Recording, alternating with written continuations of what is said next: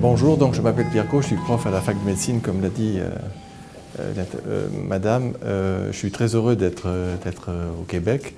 Ça fait toujours quelque chose pour un Français de venir au Québec. Vous racontez sûrement des histoires comme ça, il y a quelques années. Ça faisait très longtemps que j'étais venu à Montréal, il y a plus d'une trentaine d'années. Je suis très content de revenir ici, dans une faculté de médecine en plus, ou de pharmacie, ce qui est mon cadre habituel. Alors, très content aussi de l'accueil que nous ont réservé la Société Jean Coutu, ce qui va me permettre de vous raconter un tout petit peu comment l'histoire est née et comment elle a abouti, et pour vous parler du phénomène qui nous a permis de passer d'une maladie rarissime, la progéria, à la fabrication de cosmétiques, ce qui n'est pas vraiment notre tasse de thé a priori. J'enseigne depuis 40 ans à mes étudiants en médecine que la cosmétique, ça ne marche pas, ça n'existe pas, c'est du vol, c'est tout ce que vous voulez. Ce qui fait que j'ai eu des problèmes après quand le produit est sorti, parce que les étudiants m'ont dit « mais comment vous nous dites que ça ne marche pas et comment vous en fabriquez ?» Bref, je leur ai expliqué que j'avais le droit de faire ça parce que ça marchait. Et puis aussi, l'intérêt pour nous, c'est qu'en fait, fabriquer un cosmétique, ce que fait la société, nous permet en fait de gagner de l'argent et par ailleurs de financer en retour en fait des travaux de recherche sur ces maladies rares. Et comme vous savez, la recherche se plaint toujours de ne pas avoir d'argent et c'est souvent le cas. Donc trois chapitres rapidement, donc quelques diapositives sur la progéria, donc une maladie génétique très rare. Les données concernant le traitement pharmacologique qu'on a mis au point à Marseille, qui est actuellement utilisé chez les enfants. Et puis donc comment à partir de ce traitement pharmacologique donné aux enfants, on est passé donc à la fabrication d'un cosmétique anti-vieillissement. Donc une maladie génétique très rare, la progéria, grosso modo entre 100 et 150 cas mondiaux, pas plus, une naissance sur 8 millions, et donc on va se disputer avec les dames de la Société Jean Coutu. Je n'ai trouvé qu'un cas répertorié au Canada dans l'État de l'Alberta, et on m'a dit qu'il y en avait un second, mais il n'est pas affiché sur le site que j'ai consulté. Donc voilà des images tout à fait caractéristiques qui datent de quelques années, mais vous en verrez d'autres. Donc un enfant tout à fait bien à 10 mois, le même enfant donc quelques années plus tard, à 14 ans. Ces enfants présentent leur premier infarctus du myocarde à environ 5 ans et vont décéder à l'âge moyen de 13 ans et demi d'un infarctus du myocarde ou d'un accident vasculaire cérébral. Donc c'est une maladie absolument très invalidante. Donc on a trouvé en 2003 la mutation responsable qui est dans un gène qui s'appelle LMNA.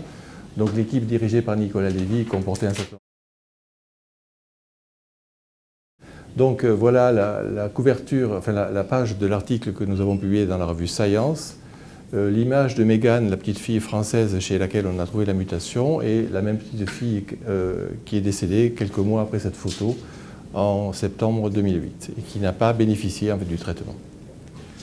Donc voilà donc quelques images en fait, d'enfants en progéria, on en trouve partout dans le monde. Jusqu'à un passé récent, on ne connaissait pas d'enfants, par exemple en Chine, alors que vu la quantité de population, il y a sûrement des enfants atteints, mais probablement il y en a un qui a été découvert.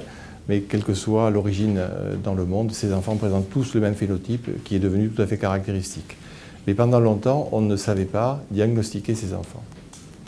Donc, quelques mots de biologie cellulaire. Désolé, je suis enseignant. Vous allez rouspéter un peu. Vous avez le droit de me poser des questions si ça ne va pas. Donc, on s'intéresse à ce qui se passe dans le noyau des cellules. Donc, le noyau, c'est l'endroit où se trouve le patrimoine génétique et qui contrôle tout le fonctionnement cellulaire. Et donc, ces protéines, et en particulier donc, la lamine A qui va nous intéresser, constituent une espèce de grillage, de matrice, de squelette, sur lequel donc, est collé en fait, le patrimoine génétique et qui permet le fonctionnement de ce patrimoine génétique. Et donc, dans le cas de la progéria, la protéine fabriquée, la lamine A, est anormale et elle est toxique pour les cellules et elle va entraîner des dysfonctionnements très très généraux qui vont conduire à la mort cellulaire. Et comme ça se passe dans la plupart des cellules de l'organisme, c'est ce qui explique le vieillissement accéléré. Donc, cette protéine s'appelle la progérine. Elle a perdu 50 acides aminés sur environ 650. Et la caractéristique, et on verra tout à l'heure pourquoi, c'est qu'elle va conserver un acide gras qui a un nom à coucher dehors, je suis d'accord. On appelle un groupement farnésyl qui appartient à une famille de molécules qu'on appelle isoprénoïdes. Je suis d'accord, c'est encore un deuxième nom à coucher dehors, mais isoprénoïdes, isoprène, c'est le caoutchouc des combinaisons de plongée. C'est le même type de molécule. Et le problème, c'est que quand une protéine reste collée avec un acide gras, la seule chose qu'elle sait faire, c'est qu'elle n'a plus la possibilité de se balader partout dans la cellule ou dans le noyau pour ceux qui nous intéressent. Elle reste collée aux membranes et c'est ça qui va entraîner sa toxicité. Donc le noyau va être complètement anormal en forme et en taille, la matrice nucléaire est complètement désorganisée, la cellule et le noyau au départ et la cellule vont fonctionner mal, et c'est ça qui va entraîner le vieillissement cellulaire. Donc voilà très rapidement le schéma. On fabrique un précurseur de la protéine, on lui accroche donc l'acide gras. Il y a un premier clivage qui enlève quelques acides aminés, il y a une deuxième modification métabolique, et puis un deuxième clivage qui va libérer une protéine qui a perdu son acide gras. Et cette protéine va pouvoir se balader dans le noyau et fabriquer cette matrice nucléaire. Dans le cas de la progéria, le schéma est le même, on fabrique un précurseur, mais il lui manque toute la partie jaune, en fait, qui sont les 50 acides aminés qui ont été perdus au cours de la fabrication. On lui accroche l'acide gras très bien, on enlève les derniers acides aminés parfaitement, mais le deuxième clivage est absolument impossible, puisque cette région qui est ici est exactement le site de coupure qui est reconnu par l'enzyme qui coupe, la protéase qui coupe, en fait, la protéine. Et donc, la protéine conserve cet acide gras, et c'est ça qui la rend toxique. Alors les isoprénoïdes, c'est une voie de biosynthèse qui commence quelque part avec une molécule pas très importante, mais qui finit, c'est ça qui est important, au cholestérol. C'est la voie de fabrication du cholestérol dans les cellules. Et donc l'acide gras en particulier, c'est celui-là, c'est le farnésylpyrophosphate qui est accroché donc sur les lamines. Et on connaît donc dans cette voie métabolique 3 inhibiteurs, les statines qui sont connus pour être utilisés comme agents anticholestérol depuis très longtemps, et les aminobiphosphonates qui sont eux utilisés pour lutter contre l'ostéoporose en particulier donc chez les dames.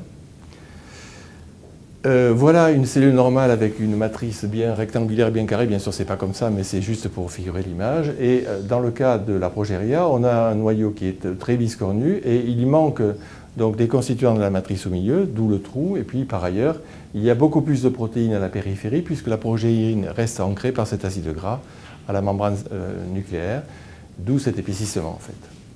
Donc on a des images comme ça en microscopie, on a coloré en fait la protéine toxique avec un anticorps spécifique en fluorescence, et on a une image de noyau froissé, comme une feuille de papier qu'on a froissée en fait, et donc on voit les plis en quelque sorte, tout simplement parce que la cellule se défend en augmentant la surface de son noyau pour caser cette protéine en excès, qui normalement devrait se balader au milieu, et qui reste collée sur les plis de la membrane en fait.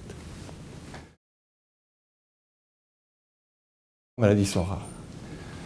Alors tout allait bien jusqu'en 2006 où une équipe américaine a montré dans la revue Science qu'au cours du vieillissement physiologique, vous, moi, tout le monde ici fabriquons de la progérine en l'absence de toute mutation parce que la machinerie cellulaire se met à dysfonctionner, à débloquer. Voilà le noyau d'un enfant normal de 9 ans, bien ovale, bien joli, bien mignon. Voilà le noyau d'un enfant atteint de progéria qui est un peu biscornu avec un marquage plus intense à la périphérie, moins de marquage au centre. Et voilà le noyau d'une personne de 96 ans qui ressemble comme un frère à celui-là. Donc au cours du vieillissement physiologique, on fabrique, à l'absence de mutation, encore une fois, cette protéine. C'est vrai pour des cultures cellulaires, et quelques années après, d'autres auteurs ont montré que c'était la même chose dans la peau chez les sujets âgés. Au niveau du derme, vous avez en haut l'épiderme, en bas le derme. Toutes ces cellules marquées en rouge, marquées avec un anticorps spécifique, sont des cellules qui expriment la progérine chez quelqu'un de 60 ans au niveau de la peau de la main. Et l'autre image, donc pour une personne de 93 ans, qui s'intéresse cette fois-ci à l'épiderme, qui est ici. On voit tous les noyaux des cellules épidermiques. Là, on a le derme.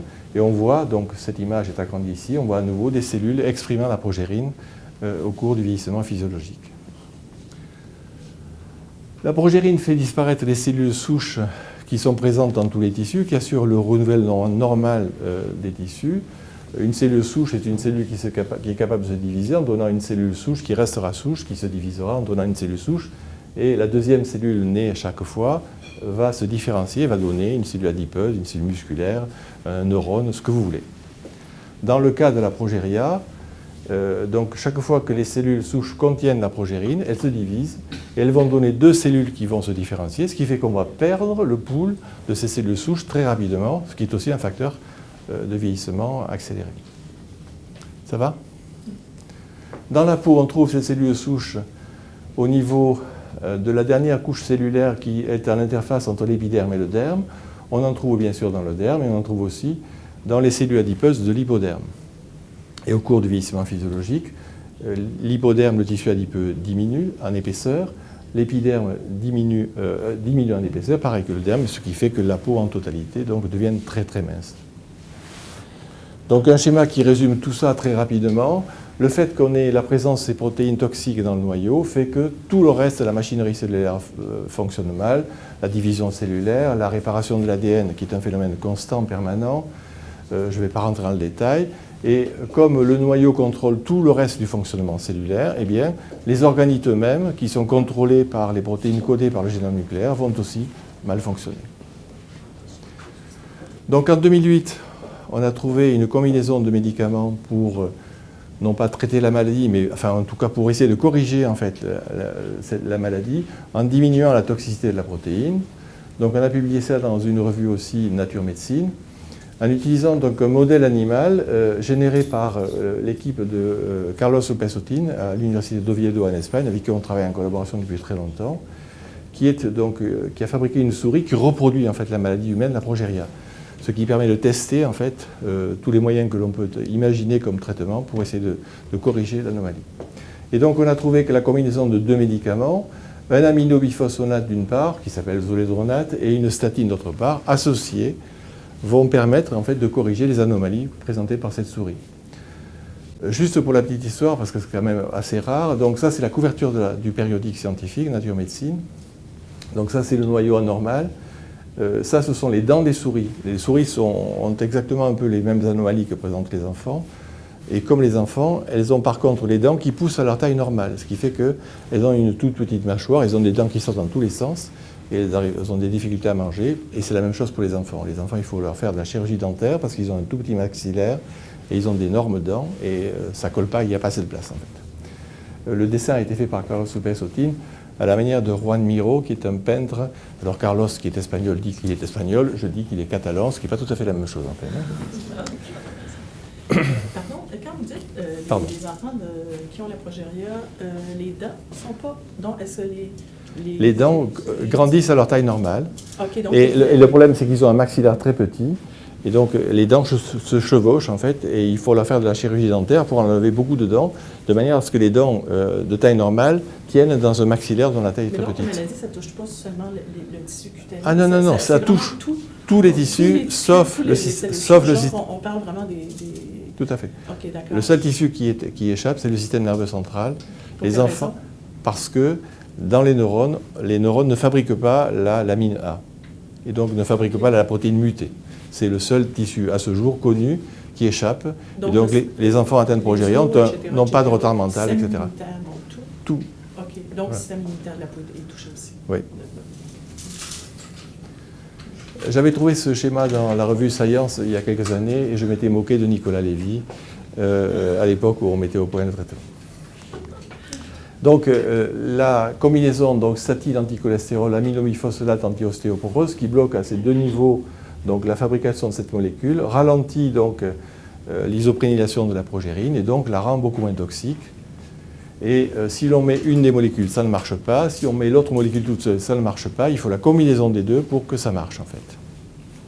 Et à des doses qui sont, à des concentrations qui sont plus faibles que celles qui sont normalement utilisées pour le traitement anticholestérol ou antiostéoporose de ces médicaments. Je vais dépasser mon temps, je suis sûr. Mais elle n'est pas là, donc elle ne mouspira pas. Elle est dehors. Donc, un noyau mal foutu, biscornu, on le corrige, on incube les cellules avec la combinaison, on corrige donc la forme du noyau, mais ce n'est pas suffisant. On vérifie que beaucoup de paramètres sont réparés, la division cellulaire reprend normalement, et en particulier, on répare toutes les anomalies de l'ADN. Vous savez que les réparations de l'ADN, c'est un phénomène constant, parce qu'il fait soleil dehors ou parce qu'on a des radicaux oxygénés qui attaquent l'ADN, et donc il faut le réparer en permanence. Grâce donc à ces travaux, donc Nicolas Lévy a pu assurer la responsabilité de l'essai thérapeutique européen qui a commencé à Marseille en 2009, qui est répertorié sur le site américain clinicaltrial.gov, comme tous les essais thérapeutiques au monde d'ailleurs, avec un financement double du ministère de la Santé en France et de l'Association française de lutte contre la myopathie. Le même traitement, donc associant ces deux médicaments, aminobiphosphonate statine, est donné aussi aux enfants atteints de dysplasie acromandibulaire qui sont traités à Rome par le professeur Giuseppe Novelli qui avait découvert la première mutation. Le monsieur dont je vous ai montré la photo, là, c'était l'équipe de Giuseppe Novelli. Alors, juste un mot, Donc 2 médicaments, un comprimé de pravastatine, ça ne pose pas de problème tous les jours. Et par contre, c'est ça qui pose un problème, c'est que l'aminobifosphonate était administré par voie intraveineuse tous les 3 mois. Les enfants viennent à Marseille tous les 3 mois recevoir donc le traitement, celui-là, plus assurer le suivi des médicaments. Et ça, ce n'est pas très confortable pour un traitement qui doit durer toute la vie de ces enfants. La combinaison statine-aminobifosphonate corrige la durée de vie des souris reproduisant la progéria humaine et corrige leurs anomalies cutanées. Voilà une souris normale, voilà une souris progéria, voilà une souris progéria traitée qui est un peu plus grosse. La photo n'est pas très belle, Carlos l'a ratée, mais on voit qu'elle est un peu pelée, elle a une peau mince en fait. Et en particulier, on récupère la graisse sous-cutanée, ce qui est un signe qui ne trompe pas. Et chez les enfants, on a retrouvé en fait la même chose avec une augmentation d'une hormone fabriquée par les cellules adipeuses. Et alors, on s'est posé la question de savoir si cette combinaison pouvait être en application topique sur la peau. Et la réponse est oui. Un chercheur embauché donc, par la société a appliqué donc, la combinaison des 2 médicaments sur l'oreille de souris. L'oreille de souris, c'est le modèle animal d'une peau sans poils qui ressemble le plus à la peau humaine. On pourrait trouver un cochon, mais c'est un peu plus volumineux à manipuler. Et donc, vous avez l'épiderme, le derme, le cartilage de l'oreille, de l'autre côté, bien sûr, le derme et l'épiderme. Et donc, par des techniques de microscopie quantitative, donc elle a mesuré, ce chercheur, que l'administration pendant 28 jours seulement de la combinaison en application topique donc sur la peau augmentait de plus de 42% le volume, l'épaisseur du derme, avec quelque chose de presque significatif au niveau de l'épiderme et au niveau du cartilage. Donc le produit pénètre et a un effet biologique démontré. Mais ça, on avait la même formule pharmaceutique que la médication en application topique? Non, avec des concentrations beaucoup plus faibles. On va y revenir. Quelle est la différence? Je vais vous le dire. Donc le 3e et dernier chapitre du OSM, pourquoi passer à un cosmétique? Parce qu'on corrige donc les anomalies chez un modèle animal qui reproduit la maladie humaine, parce qu'on sait que ça pénètre dans la peau, et donc on a fabriqué donc un cosmétique associant un aminobifosphonate qui est l'alendronate et la pravastatine, avec pour objectif aussi le fait de financer des travaux nous permettant de mettre au point un médicament associant les 2 produits actifs que l'on donnerait aux enfants et qui serait beaucoup plus facile à prendre qu'un comprimé par jour et une injection intraveineuse tous les 3 mois. On a déposé des brevets. Nous sommes inventeurs de ces brevets. Les propriétaires des brevets, ce sont les universités. On est tous enseignants, chercheurs, donc fonctionnaires de l'État. On a déposé en particulier un brevet cosmétique pour une application cosmétique et dermatologique. Juste pour la petite histoire, on a déposé un brevet qui décrit par le menu que le produit A plus le produit B, l'aminobifosphonate et la statine, a un effet biologique démontré expérimentalement et publié dans les revues internationales. 2009, on embauche un premier chercheur qui a fabriqué le cosmétique, 2 ans pour mettre au point le sérum et faire tous les tests réglementaires. En 2010, en passant, on a déposé un dossier auprès de l'Agence européenne du médicament pour obtenir le label médicament orphelin pour la double combinaison statine-aminobifosphonate. On a embauché un 2e chercheur en 2011 qui est en train de préparer la fameuse galénique associant les 2 produits que l'on va donner aux enfants progéria. Et on croise les doigts, on espère avoir ça pour la fin de l'année. Le produit a été commercialisé en juin 2011 et a eu un succès considérable. On a été en rupture de stock tout de suite. Heureusement qu'il y avait les vacances qui nous ont permis de calmer un peu tout ça. On a embauché un technicien. La commercialisation à l'étranger s'est développée au Maroc, en Angleterre grâce à Dominique Savelli. On a embauché un 2e chercheur il y a demain, il sera embauché après-demain. Juste aussi pour la petite histoire, depuis 2012, 6% du chiffre d'affaires de la société est reversé aux propriétaires des brevets puisque la société exploite les licences de ces brevets. La société était 3 salariés, pas nous puisqu'on est bénévoles. En 2010, la société comporte 22 personnes. Donc on a embauché, je vais parler temps qui court. Donc le brevet cosmétique dermatologique a été déposé aux États-Unis. Donc voilà la copie de l'acceptation. Donc le produit associe donc, la pravastatine et l'alendronate, sans parfum, conservateur, parabènes, phenoxyéthanol, silicone, nanoparticules, rien de toutes ces cochonneries. une application par jour au coucher pour lutter contre le vieillissement cutané induit par la progérine, on sait qu'il y en a, pour favoriser le renouvellement cellulaire au niveau de l'épiderme, du derme et de l'hypoderme, et en plus au niveau du derme probablement faciliter la fabrication des protéines de la matrice extracellulaire, STEM pour cellules souches bien sûr. Test réglementaire obligatoire, on a un dossier épais comme ça qui a été visé par la Direction générale de la consommation et de la répression des fraudes, du DGCCRF en France, je ne sais jamais ce que ça veut dire, donc pas de problème. Juste pour la petite histoire, ça va vous faire sourire, puisqu'on travaille avec des actifs de type médicamenteux, il a fallu vérifier, alors ça, non, quand je fais ça dans l'amphi, je proteste moi. Donc il faut vérifier la quantité de produits qui traversent la peau. Et donc on a un système qui s'appelle la cellule de Franz, où on met donc la peau à ce niveau-là, on met le cosmétique au-dessus, et on regarde ce qui traverse, donc on récupère ce qui se passe dans cette chambre émettrice-là. Il faut, pour que le produit soit un cosmétique, que la concentration des actifs médicamenteux que l'on trouve là soit, c'est la loi, entre 1 centième et 1 millième de la concentration qui est utilisée en thérapeutique. Donc je réponds à votre question. Il y a très peu de produits qui traversent en fait, qui traversent complètement la peau et qui arrivent au niveau de la vascularisation sous la peau. Ben, la question du systémique, oui. Parce que c'est la question que j'avais un petit peu aussi, ou j'ai lancé ma question, parce que c'est à cause du poids moléculaire. C'est tantôt. C'est après, c'est après. Ok, c'est après. C'est correct. Juste pour la petite histoire, l'OCDE, dans une directive numéro 428 que vous pouvez consulter sur Internet, ça vous fera sourire, vous dit que pour tester la pénétration des actifs, vous devez travailler avec de la peau congelée, humaine ou de cochon. Je ne suis pas sûr, mesdames, je ne suis pas sûr, messieurs, que la peau de cochon congelée ait quelque chose à voir avec le fonctionnement normal de notre peau. Mais c'est la loi, c'est la règle. Et donc on a vérifié qu'on était à moins d'1 centième. Je vais déborder, vous m'en voudrez pas? J'en viens au poids moléculaire. La pénétration est un problème de taille, d'hydrophilicité ou de lipophilicité, j'en parlerai pas trop, et donc de taille et de poids moléculaire que l'on mesure en Dalton. Nos deux produits, donc dans le duostème, l'alendronate 235 Dalton, la pravastatine 445 Dalton. Dalton, c'est pas Joe Dalton ou Averell Dalton, c'est pas les Dalton de Lucky Luke, c'est John Dalton, celui du daltonisme. Donc, nos produits pénètrent. Pourquoi ils pénètrent? Parce qu'ils sont tout petits en poids moléculaire. Ils sont à peine plus gros que la nicotine. Si je déclare que l'alendronate a pour taille 1, la nicotine est à 0,7 et la pravastatine est à 1,9. C'est tout petit.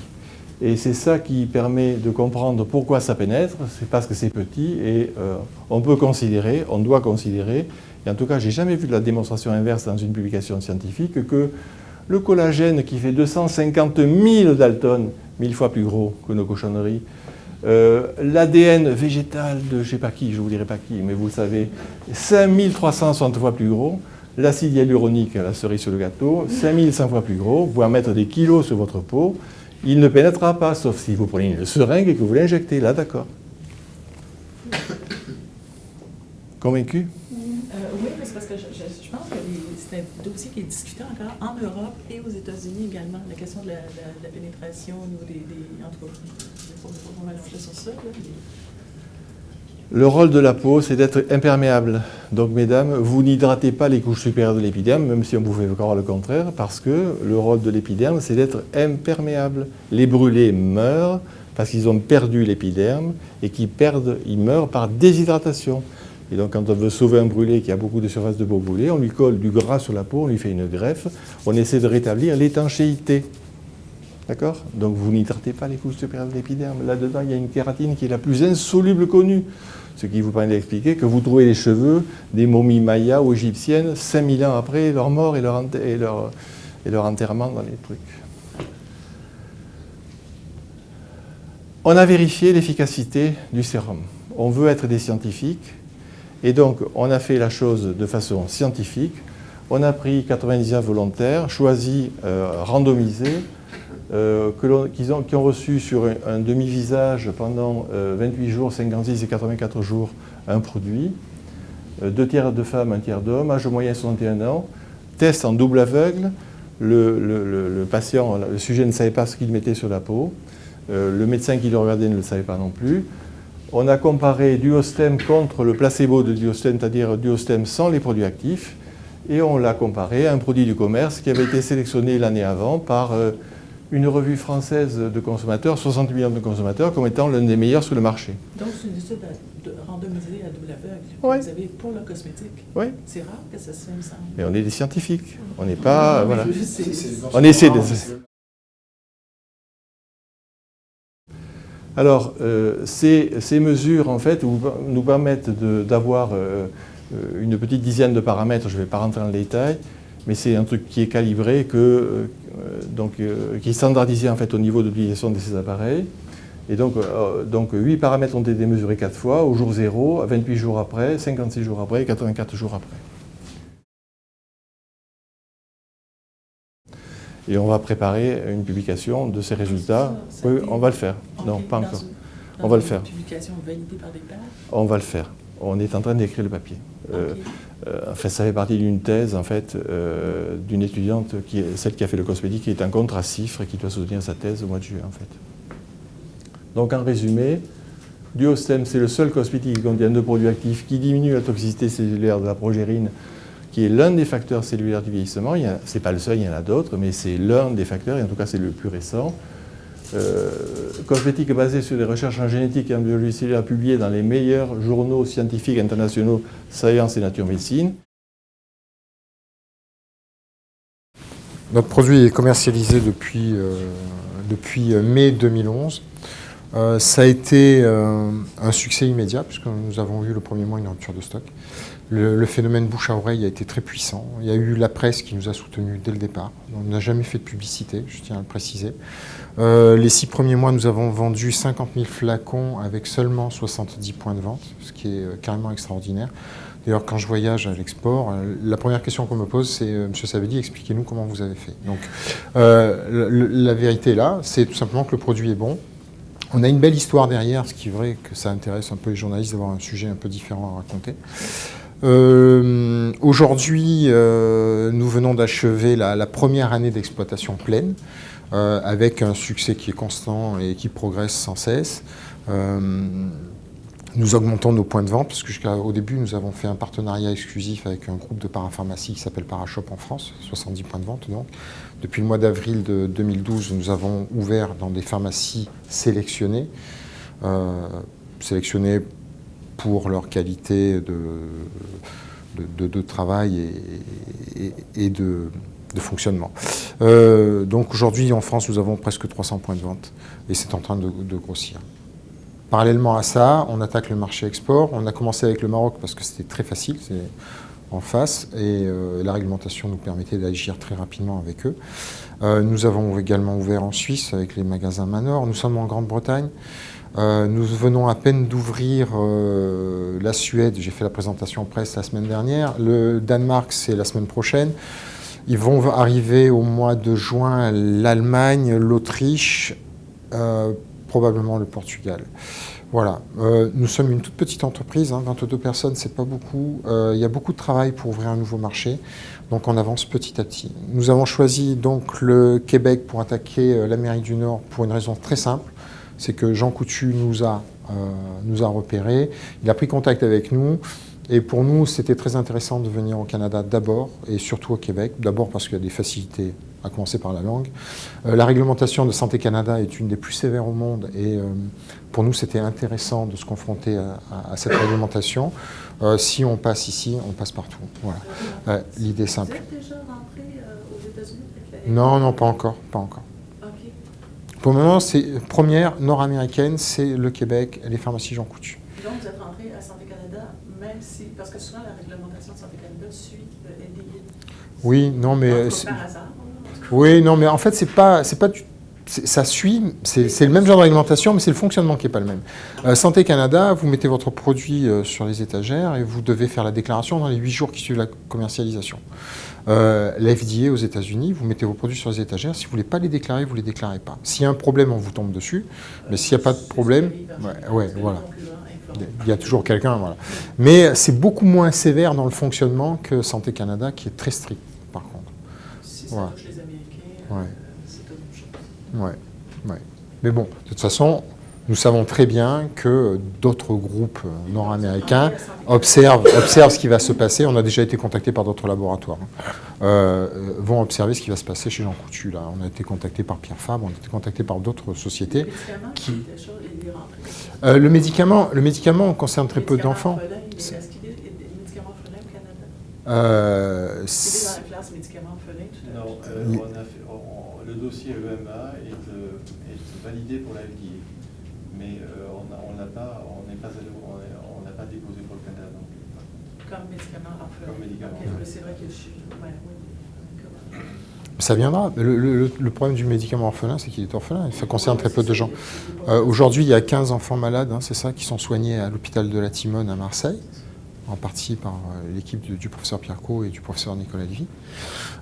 Les autres enfants qui se trouvent dans le monde, il y en a quelques-uns qui sont nord-américains, qui sont soignés avec un protocole similaire à Boston, par l'équipe du professeur Collins.